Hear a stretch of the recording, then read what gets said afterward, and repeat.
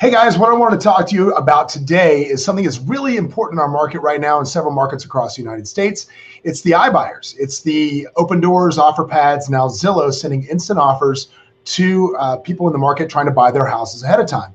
And I want to talk to you today a little bit about the psychology of why what they're doing is working with sellers in the marketplace. So what I have is I have an actual offer, I guess it's this way on the screen right next to me, from OfferPad written to one of my clients in the last 10 days or so on a listing that he wanted to sell. So I want to kind of go through that offer, show you the ideas behind it and how some of what they're doing is just wrong and how it works. So feel free to use this. I'm not going to say my name or what company I'm at. I'm doing that for a reason because I want you, if you're a realtor, to be able to share this with your clients so they see the truth about what's really going on. These companies are raising a lot of money and making a lot of money. It's based kind of on the ignorance of the public out there not really understanding how this works. So let's take a real quick look. Here's actually, you can see I'm on their website. This is an actual offer that they did.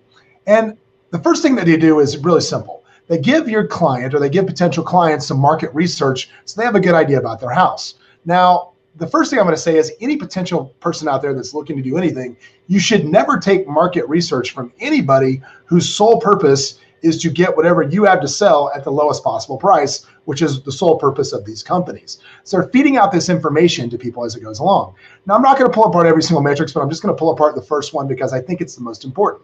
This says in 89074, which is zip code here in Las Vegas, in Henderson, it says that homes are on the market an average of 75 days. It says this month, homes that sold in 8974 were on the market for an average of 75 days. This month, homes that sold. So I said, okay, let's test the math. So I went into our MLS. This is our MLS system off to the left here. And I'm actually going to do a residential search here. I'm going to go into residential search. I'm going to pull up nothing but solds. And I'm going to go 30 days back, which would be this month. 0 to 30 days sold. I'm going to put in the zip code right down here of 89074. And hit results. 87 homes sold in that zip code in the last 30 days. I'm going to then select them all. And I'm going to hit my stats down here because I can pull actual real life stats out of the MLS and hit tabular.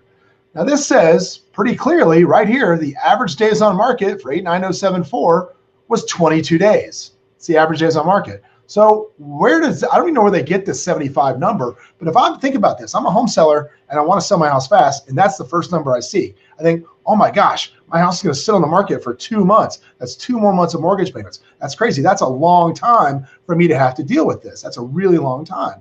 When the reality of it is this house is 22 days on the market. Now keep in mind, this house is valued in the 300s. So anybody that's a decent real estate agent knows you cannot pull zip code statistics and have them be accurate. There are houses in this zip code that, because it said the next stat it says is, oh, so many houses got pulled off and 2 and 10 got pulled off.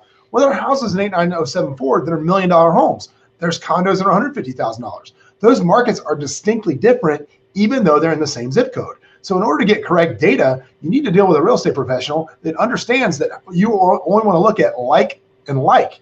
You don't want to look at a house just because it's in your zip code doesn't make it like to yours. It needs to be the same general size, the same general condition, the same general age. Like and like equals like. This is just pulling a generalization from everywhere. And even if it's a generalization, as I just showed you, this number is completely wrong. 75 is completely wrong.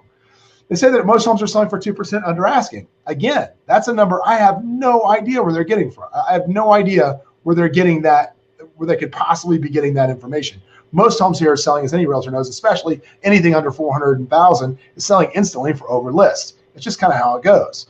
But again, back to the psychology of the sale. So then let's go ahead and look at their comps and let's see what they pulled. For this particular house, they pulled these 3 comps. One says 325, one says 320, one says 280,000. Those are the comps that they pulled. All right. Very similar houses, very solid that way. But down here you look and it says 280, 305, and 319 is what it shows for the solds. That's what they're pulling. Well, when I go in and actually do a search around this house that makes sense, and I pull like and like comps, I'll do that real quick, just so there's no trickery for those of you who've never seen a realtor do this.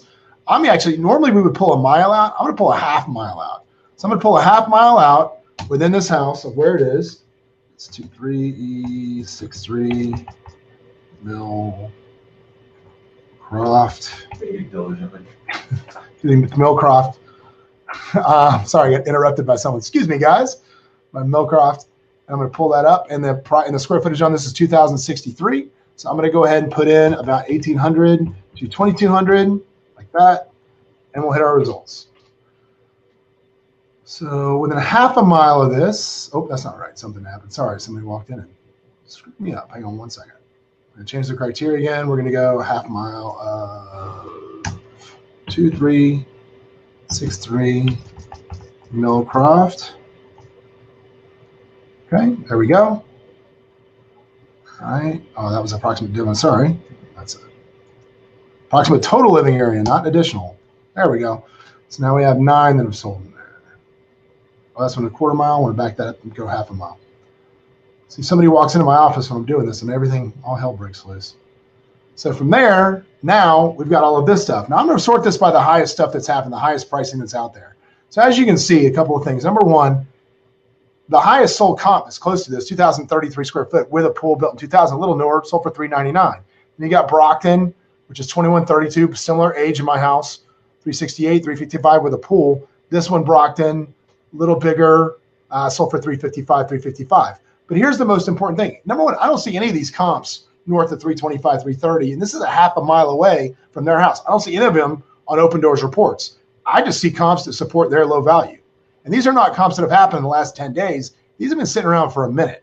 So I don't know why they're not pulling these comps at all. Now notice something else. When you see the active, all you can see on this is active properties. There's nothing for sale hardly within a half a mile of this property. There's nothing at all for sale. Everything is just kind of sitting.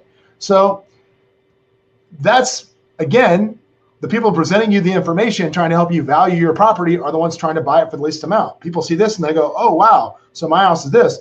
This one's for sale for $319. What am I going to do? I'm not going to have any luck here at all. So now I'm going to go to their actual offer. We're going to break this down. So their offer on this house was $312,000. That was their offer. Now let's look at their closing costs. Now the first thing I want to point out, it says, here's my contract offer price. The Opendoor service charge of 5.5%. That's $17,160.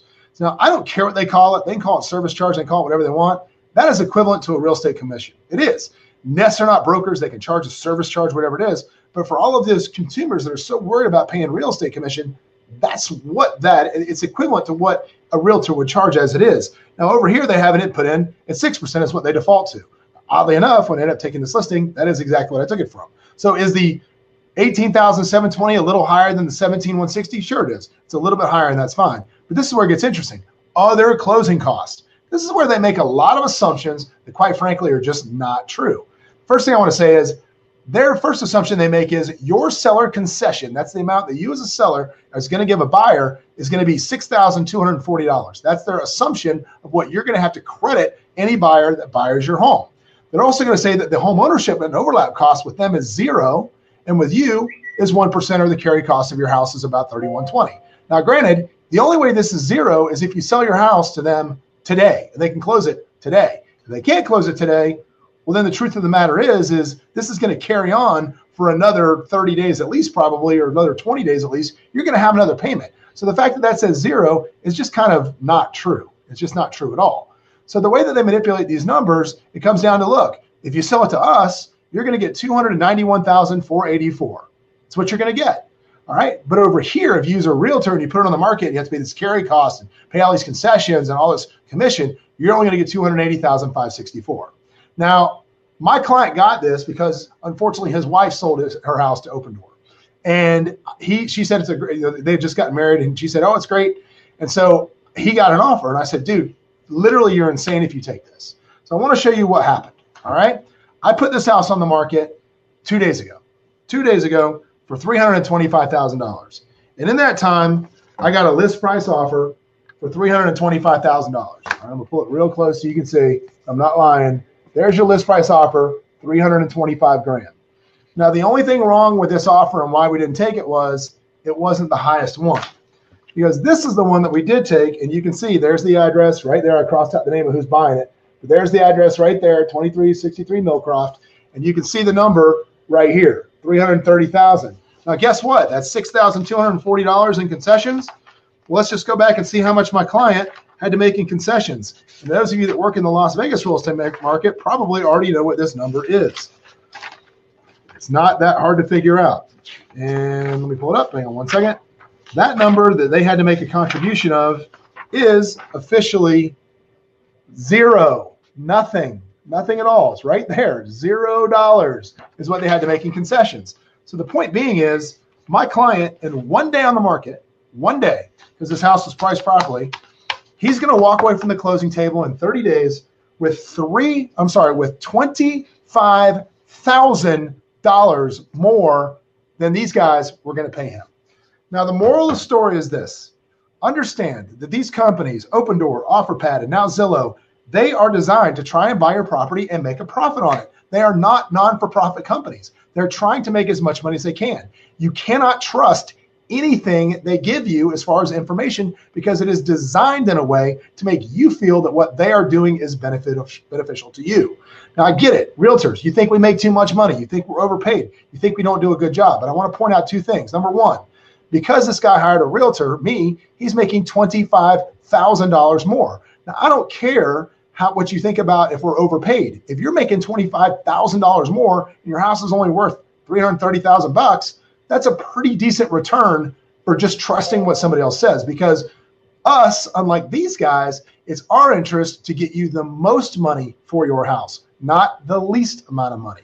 That's the primary difference. So I hope this information listen, this is unbiased. It's as side-by-side as I can make it. This is real. It happened literally yesterday. So hopefully, as you're considering and going through whatever you're doing, if you're considering one of these offers, guys, there is no reason in the world a sane person should ever not put their house on the open market right now. The open market is on fire. There's no inventory. You will get far more money and far more return by putting your house on the open market. And as a realtor, I'm going to tell you this, even if you put it out there as a FSBO, which I know any realtor that's watching this is like, did that guy just tell people to put it out there for sale by owner?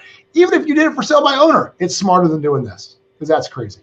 Well, I hope this helps, guys. Again, if you're an agent, feel free to share this with your clients if they're considering one of these, because this is a real side-by-side comparison. If you're a consumer out there, call a realtor, call an agent, call somebody, get some real advice, get some real numbers that are designed to help you, not to take advantage and steal the equity of your house. Cool. Thanks.